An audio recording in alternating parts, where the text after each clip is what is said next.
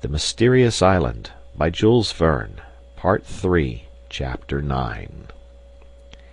The convalescence of the young invalid was regularly progressing. One thing only was now to be desired, that his state would allow him to be brought to Granite House. However well built and supplied the corral house was, it could not be so comfortable as the healthy granite dwelling. Besides, it did not offer the same security, and its tenants, notwithstanding their watchfulness, were here always in fear of some shot from the convicts. There, on the contrary, in the middle of that impregnable and inaccessible cliff, they would have nothing to fear, and any attacks on their persons would certainly fail. They therefore waited impatiently for the moment when Herbert might be moved without danger from his wound, and they were determined to make this move, although the communication through Jacamar Wood was very difficult. They had no news from Neb, but were not uneasy on that account. The courageous negro, well entrenched in the depths of Granite House, would not allow himself to be surprised. Top had not been sent again to him, as it appeared useless to expose the faithful dog to some shot which might deprive the settlers of their most useful auxiliary. They waited, therefore, although they were anxious to be reunited at Granite House. It pained the engineer to see his forces divided, for it gave great advantage to the pirates. Since Ayrton's disappearance they were only 4 against 5, for Herbert could not yet be counted, and this was not the least care of the brave boy, who well understood the trouble of which he was the cause. The question of knowing how, in their condition, they were to act against the pirates was thoroughly discussed on the 29th of November by Cyrus Harding, Gideon Spilett, and Pencroft, at a moment when Herbert was asleep and could not hear them. "My friends," said the reporter, after they had talked of Neb and of the impossibility of communicating with him, "I think, like you, that to venture on the road to the corral would be to risk receiving a gunshot without being able to return it. But do you not think that the best thing to be done now is to openly give chase to these wretches?" "That is just what I was thinking," answered Pencroft. "I believe we're not fellows to be afraid of a bullet, and as for me, if Captain Harding approves, I'm ready to dash into the forest. Why, hang it, man, one man is equal to another." "But is he equal to 5?" asked the engineer. "I will join Pencroft," said the reporter, "and both of us well armed and accompanied by Top." "My dear Spilett, and you, Pencroft," answered Harding, "let us reason coolly. If the convicts were hid in one spot of the island, if we knew that spot, and had only to dislodge them, I would undertake a direct attack. But is there not occasion to fear, on the contrary, that they are sure to fire the first shot?" "Well, captain," cried Pencroft, "a bullet does not always reach its mark." "That which struck Herbert did not miss, Pencroft," replied the engineer.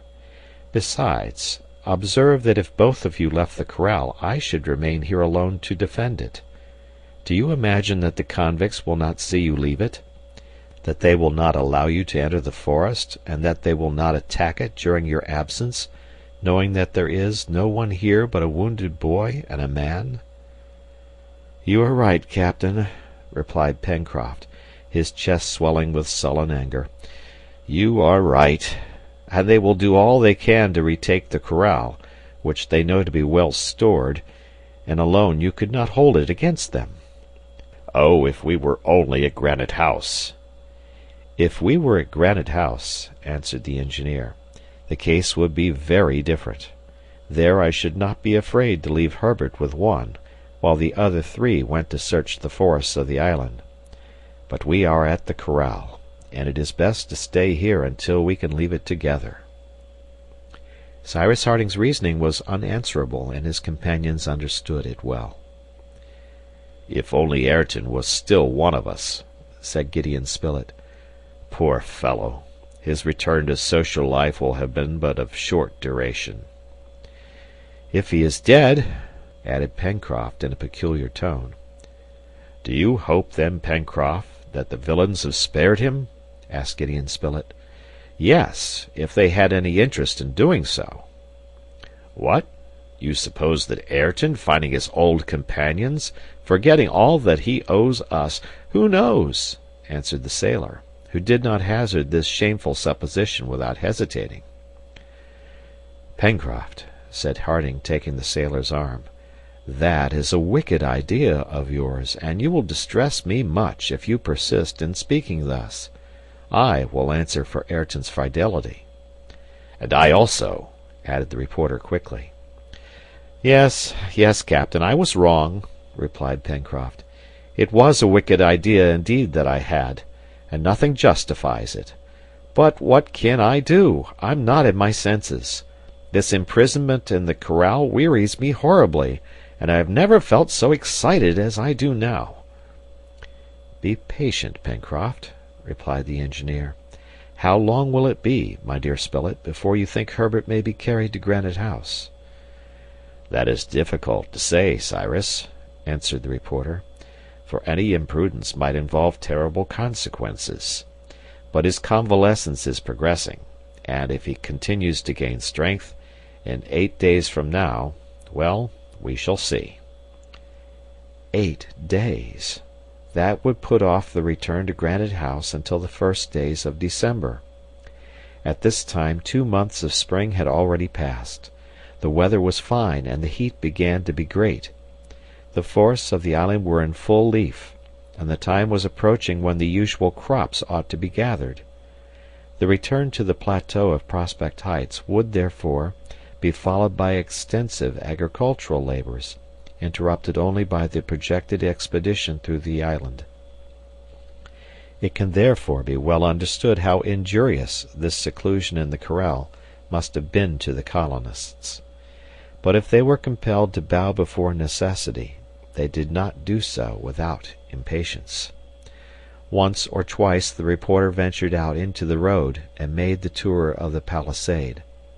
Top accompanied him, and Gideon Spilett, his gun cocked, was ready for any emergency. He met with no misadventure and found no suspicious traces. His dog would have warned him of any danger, and, as Top did not bark, it might be concluded that there was nothing to fear at that moment at least, and that the convicts were occupied in another part of the island. However, on his second sortie, on the 27th of November, Gideon Spilett, who had ventured a quarter of a mile into the woods, towards the south of the mountain, remarked that Top scented something. The dog had no longer his unconcerned manner. He went backwards and forwards, ferreting among the grass and bushes as if his smell had revealed some suspicious object to him. Gideon Spilett followed Top, encouraged him, excited him by his voice, while keeping a sharp lookout, his gun ready to fire, and sheltering himself behind the trees.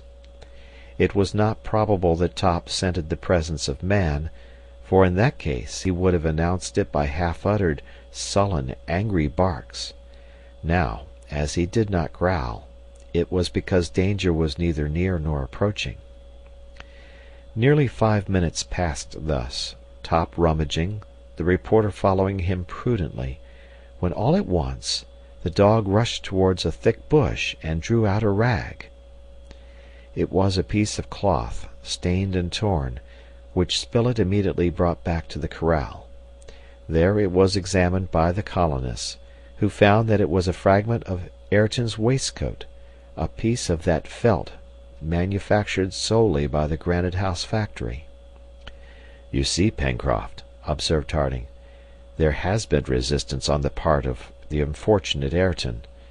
The convicts have dragged him away in spite of himself. Do you still doubt his honesty?" "No, Captain," answered the sailor, "and I repented of my suspicion a long time ago. But it seems to me that something may be learned from the incident." "What is that?"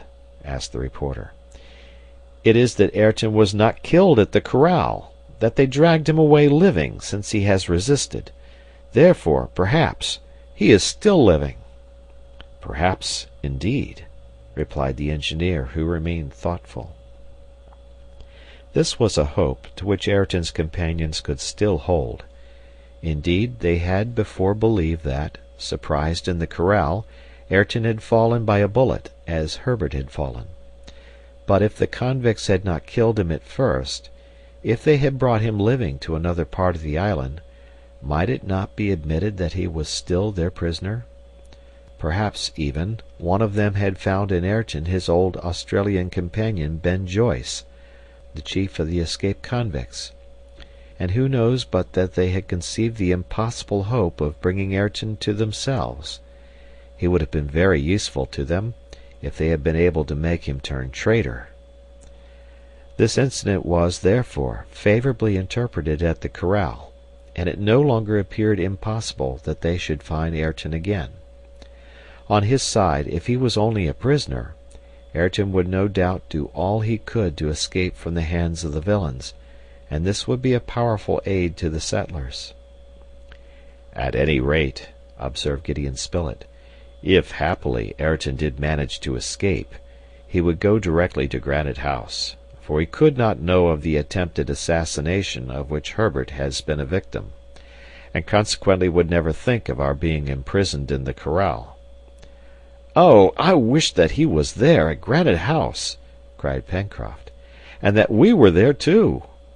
For although the rascals can do nothing to our house, they may plunder the plateau, our plantations, our poultry yard." Pencroft had become a thorough farmer, heartily attached to his crops. But it must be said that Herbert was more anxious than any to return to Granite House, for he knew how much the presence of the settlers was needed there. And it was he who was keeping them at the corral. Therefore one idea occupied his mind: to leave the corral, and when. He believed he could bear removal to Granite House. He was sure his strength would return more quickly in his room, with the air and sight of the sea. Several times he pressed Gideon Spilett, but the latter, fearing, with good reason, that Herbert's wounds, half healed, might reopen on the way, did not give the order to start. However, something occurred which compelled Cyrus Harding and his two friends to yield to the lad's wish, and God alone knew that this determination might cause them grief and remorse. It was the 29th of November, 7 o'clock in the evening. The three settlers were talking in Herbert's room, when they heard Top utter quick barks. Harding, Pencroft, and Spilett seized their guns and ran out of the house. Top, at the foot of the palisade, was jumping, barking, but it was with pleasure, not anger. "Someone is coming." "Yes." "It is not an enemy." "Neb, perhaps?" "Or Ayrton." These words had hardly been exchanged between the engineer and his two companions when a body leaped over the palisade and fell on the ground inside the corral. It was Jup, Master Jup in person, to whom Top immediately gave a most cordial reception. "Jup!" exclaimed Pencroft. "Neb has sent him to us," said the reporter. "Then," replied the engineer, "he must have some note on him." Pencroft rushed up to the orang. Certainly if Neb had any important matter to communicate to his master, he could not employ a more sure or more rapid messenger, who could pass where neither the colonists could, nor even Top himself. Cyrus Harding was not mistaken. At Jup's neck hung a small bag, and in this bag was found a little note traced by Neb's hand. The despair of Harding and his companions may be imagined when they read these words: "Friday, 6 o'clock in the morning. Plateau invaded by convicts. Neb." They gazed at each other without uttering a word. Then they re-entered the house. What were they to do? The convicts on Prospect Heights! That was disaster, devastation, ruin. Herbert, on seeing the engineer, the reporter, and Pencroft re-enter, guessed that their situation was aggravated, and when he saw Jup, he no longer doubted that some misfortune menaced Granite House. "Captain Harding," said he, "I must go. I can bear the journey. I must go." Gideon Spilett approached Herbert, then, having looked at him, "Let us go, then," said he. The question was quickly decided whether Herbert should be carried on a litter or in the cart which had brought Ayrton to the corral. The motion of the litter would have been more easy for the wounded lad, but it would have necessitated 2 bearers, that is to say, there would have been 2 guns less for defense if an attack was made on the road. Would they not, on the contrary, by employing the cart, leave every arm free? Was it impossible to place the mattress on which Herbert was lying in it, and to advance with so much care that any jolt should be avoided? It could be done. The cart was brought. Pencroft harnessed the onager. Cyrus Harding and the reporter raised Herbert's mattress and placed it on the bottom of the cart. The weather was fine. The sun's bright rays glanced through the trees. "Are the guns ready?" asked Cyrus Harding. They were. The engineer and Pencroft, each armed with a double-barreled gun, and Gideon Spilett carrying his rifle, had nothing to do but start. "Are you comfortable, Herbert?" asked the engineer. "Ah, captain," replied the lad, "don't be uneasy. I shall not die on the road." While speaking thus, it could be seen that the poor boy had called up all his energy, and by the energy of a powerful will had collected his failing strength. The engineer felt his heart sink painfully. He still hesitated to give the signal for departure, but that would have driven Herbert to despair, killed him perhaps. "Forward," said Harding. The gate of the corral was opened. Jup and Top, who knew when to be silent, ran in advance. The cart came out, the gate was reclosed, and the onager, led by Pencroft, advanced at a slow pace. Certainly it would have been safer to have taken a different road than that which led straight from the corral to Granite House, but the cart would have met with great difficulties in moving under the trees. It was necessary, therefore, to follow this way, although it was well known to the convicts. Cyrus Harding and Gideon Spilett walked one on each side of the cart, ready to answer to any attack. However, it was not probable that the convicts would have left the plateau of Prospect Heights. Neb's note had evidently been written and sent as soon as the convicts had shown themselves there. Now, this note was dated 6 o'clock in the morning, and the active orang, accustomed to come frequently to the corral, had taken scarcely 3/4 of an hour to cross the 5 miles which separated it from Granite House. They would, therefore, be safe at that time, and if there was any occasion for firing, it would probably not be until they were in the neighborhood of Granite House.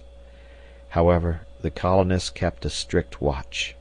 Top and Jup, the latter armed with his club, sometimes in front, sometimes beating the wood at the sides of the road, signalized no danger.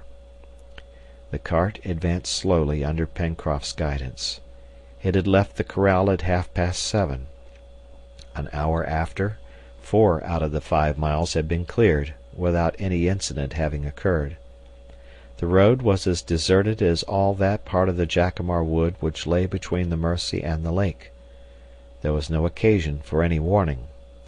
The wood appeared as deserted as on the day when the colonists first landed on the island. They approached the plateau. Another mile and they would see the bridge over Creek Glycerine. Cyrus Harding expected to find it in its place, supposing that the convicts would have crossed it, and that, after having passed one of the streams which enclosed the plateau, they would have taken the precaution to lower it again, so as to keep open a retreat.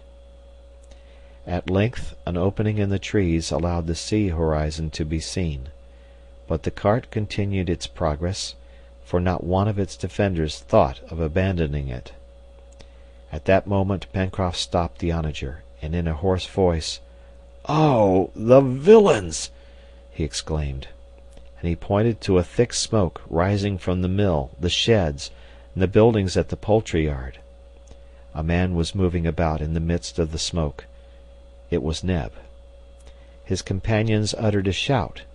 He heard and ran to meet them. The convicts had left the plateau nearly half an hour before, having devastated it. "And Mr. Herbert?" asked Neb. Gideon Spilett returned to the cart. Herbert had lost consciousness. End of chapter.